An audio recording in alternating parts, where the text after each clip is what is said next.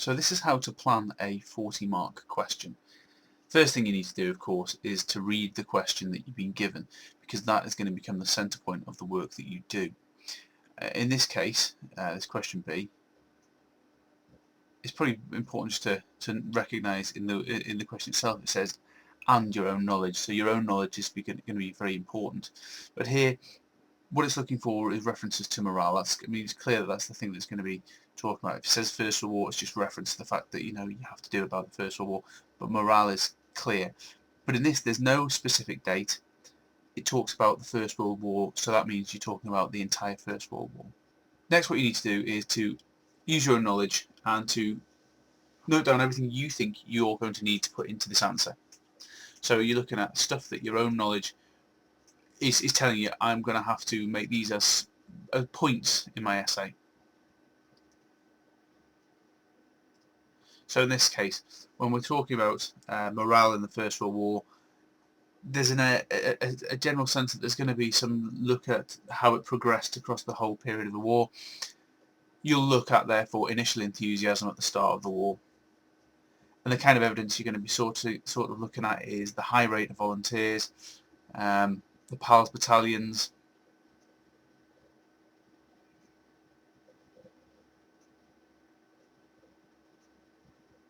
and of course reference to Kitchener's army.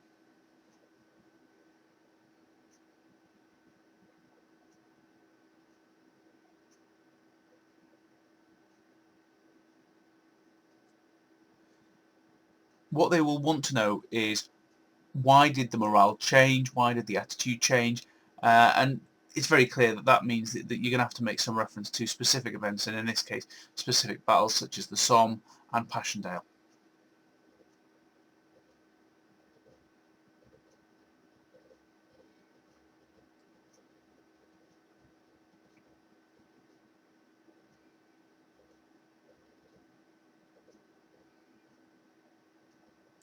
It may be worth thinking about possibly looking at the attitude towards the enemy.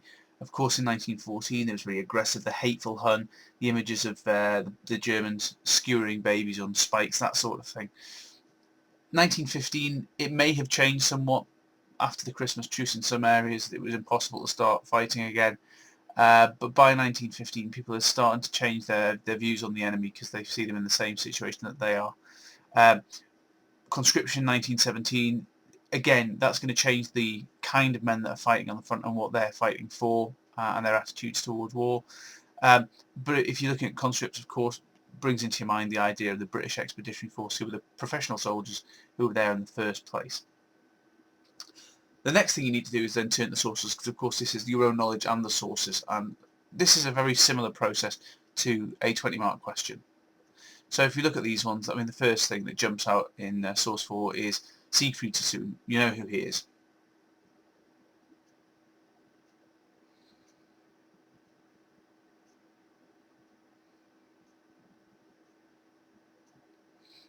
Now, what we know about Sassoon is that he starts off as an enthusiastic soldier, but as the war goes on, he changes quite significantly.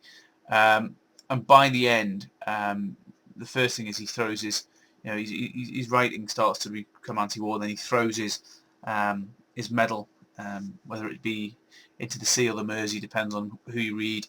And of course, he ends up being taken into a sanatorium to either straighten out his attitude or look after him, depending on, again, who you read. But ultimately, that's a really good example of somebody's morale and their views changing throughout the war for differing reasons. And just words that he's using the phrase "no longer." So again, it shows this change of attitude.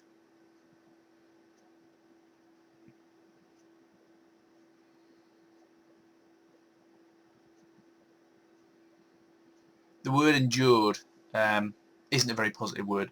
So this is, clearly a man who has a real negative feeling towards the war.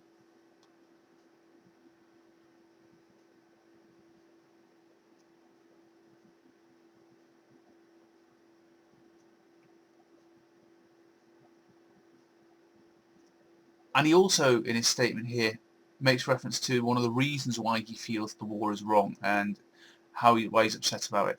And he's not showing any animosity here towards the generals, as you would have thought, although, of course, Sassoon was an officer. He's actually directing his anger towards the politicians rather than the generals.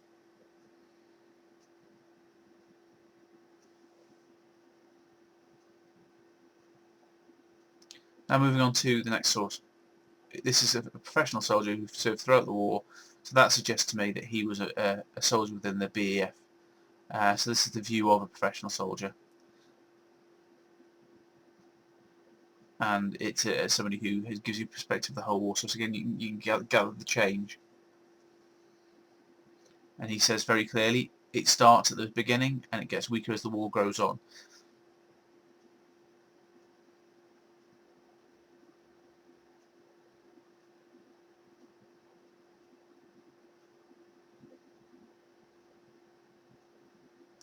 And he gives a reason, and the reason he gives is that as the regular soldiers were getting thinned out towards the end of the war, there was a change.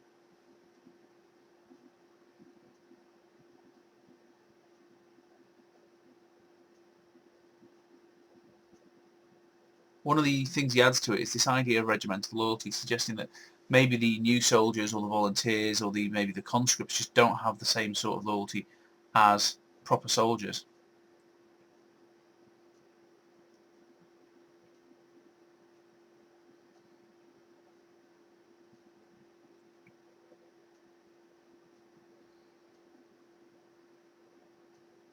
And so moving on to the final source, source 6, which is clearly from a more recent history book. Now, it's very easy to get drawn into this whole primary source, secondary source, which is better kind of aspect, and then the simplistic views of it's a secondary source, so he wasn't there and he can't tell you.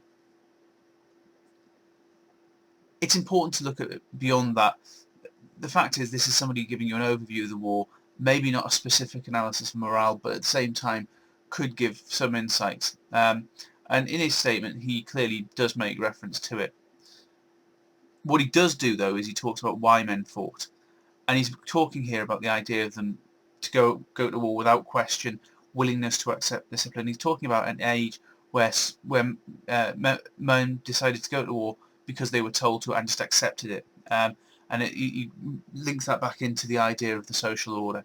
So particularly talking about men who are perhaps lower down the social order, middle and low working class men.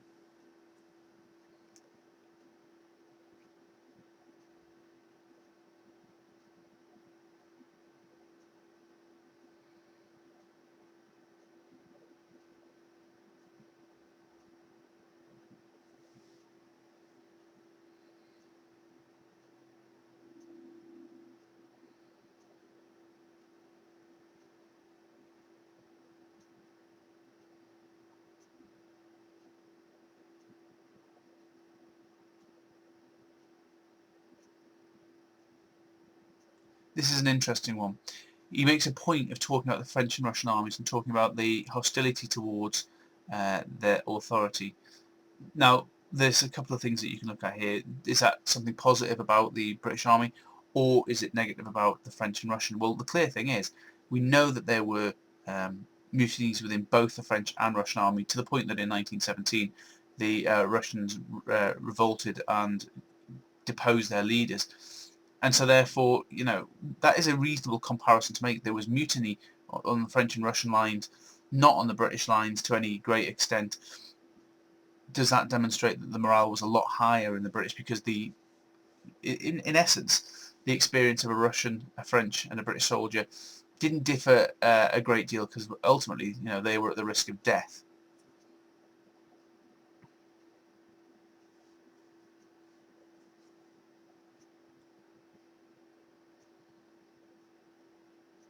And then once you've done that with your sources, you go to step 4, which is returning to your bullet points with the stuff you've got from your sources, and you can add to what you've written.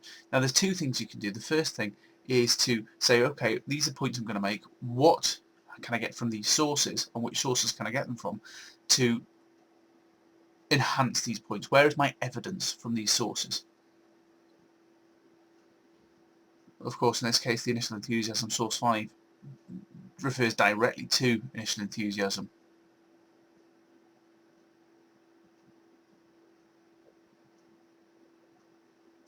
but it is predominantly in terms of the attitude of the British Expeditionary Force, of course. Now, is there anywhere there's some sense of the enthusiasm of anyone other than the British Expeditionary Force? Well, there's a kind of a hint of that in source 6, or maybe it's saying that they joined because they had to. So you could talk about that kind of thing within source 6. So that there is evidence for some good cross-referencing in that point. So how about the impact of individual battles? Both A and B do talk of a change in attitude, and of course if you're talking about the change in attitude, you've got to talk about why. And the sort of evidence you can use is the Somme and Passchendaele, and of course if you look at the dates of both sources, they could be of use to you.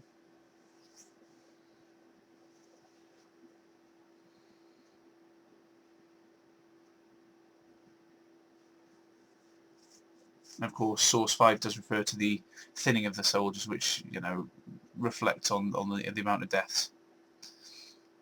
Conscripts, of course, source 5 is all over this one. It's really talking about an attitude towards the poor quality of the conscripts.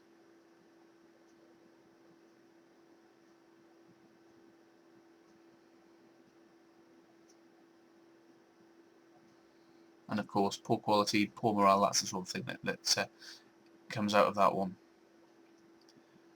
And again, source 5 is clearly going to be of use to any statement you make about professional soldiers. Although you could probably make some reference to source 6 in this one as well. There is evidence there. Now the other thing that you can do is often you'll find that as you read through the sources, you'll notice that there are things that you've not put in your initial bullet points because they didn't come to your mind.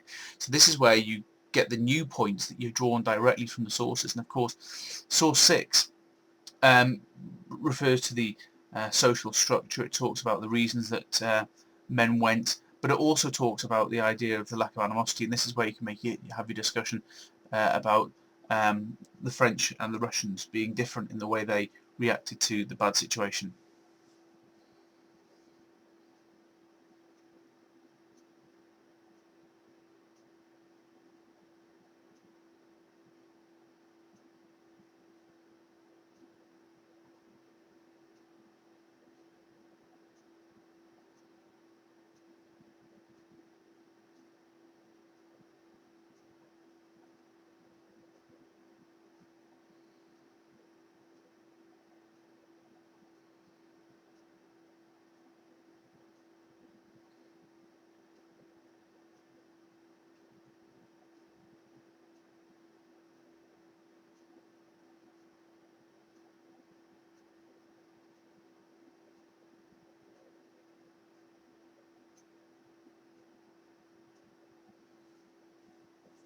So once you've done this, now you move on to your final step, step 6. And what you need to do is take the points and create a structure. And what you want to be trying to do is looking for where there are obvious links, so that as you're writing you can make good links between the paragraphs, which always helps you head towards a stronger answer. Remember, the answer has to flow all the way through your essay. You have to demonstrate time and again how your points link back to the overall conclusion you're going to draw. So let's have a look. What would be the most appropriate way to do this? Well, actually, it seems quite logical to talk about initial enthusiasm at the start. Whilst you're not going to write a chronological answer, if you're going to talk about the idea of change, it's probably a good thing to start with what it was like at the start. But if you're talking about the initial enthusiasm, you need to talk about perhaps how people felt about the enemy at the start of the war, if you are going to use that point. Then you move on to the impact of the battles, because it demonstrates why views changed about being in the war and that kind of thing. And I suppose that gives you an opportunity to link into comments about the British Expeditionary Force, then into points about conscription 1917, because there's quite a nice link there, and then of course you can finish off with your analysis of different countries.